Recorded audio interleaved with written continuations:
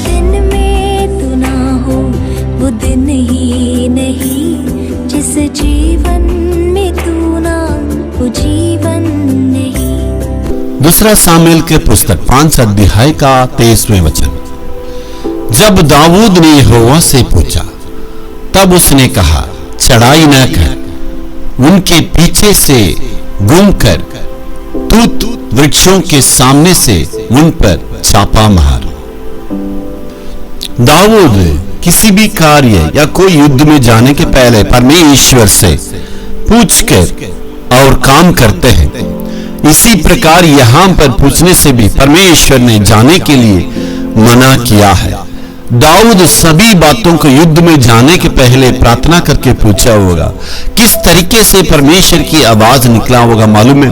वहां पर याजक लोग रहते हैं, उनके कपड़े में उरीम तुमीम का 2 बातें रहती है। लेवी 8 में इस प्रकार वहां वर्णन किया गया है। उसके द्वारा याजक पूछ के परमेश्वर से उत्तर मिलती है। तब दाऊद को उस उत्तर के अनुसार दाऊद मान के परमेश्वर की आज्ञा को मानता था। पहले सामुएल 30 अध्याय का 7 और 8 वचन को देखिएगा। इन वचनों को पढ़ने से दाऊद के बारे में पता चलती है वो किसी भी कार्य को करने के पहले बिना परमेश्वर से पूछे कोई कार्य नहीं करता था। दाऊद को देखे परमेश्वर ने शाऊल रहने के वक्त में ही राजा के रूप में अभिषेक किए हैं। अभी शाऊल मर गया है और दाऊद तुरंत जाके राजगद्दी को अपनाना था, लेकिन वो तुरंत उतावली नहीं की है, जल्दीबाजी में नहीं था। परमेश्वर से पूछ के काम करता था। परमेश्वर की आज्ञा को मान के अपना एक कदम को आगे बढ़ाया। इसलिए वचन में लिखा है, दाऊद जहां कहीं भी गया वो सफलता को प्राप्त की, युद्ध में विजय को प्राप्त की। दाऊद का सीमाएं बढ़ने लगी।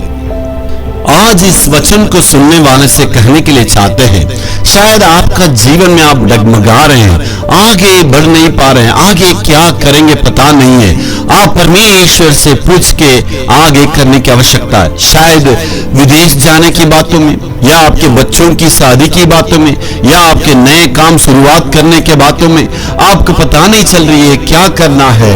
लेकिन दाऊद को देखिए, सारे कार्य में परमेश्वर से पूछ के काम करता था।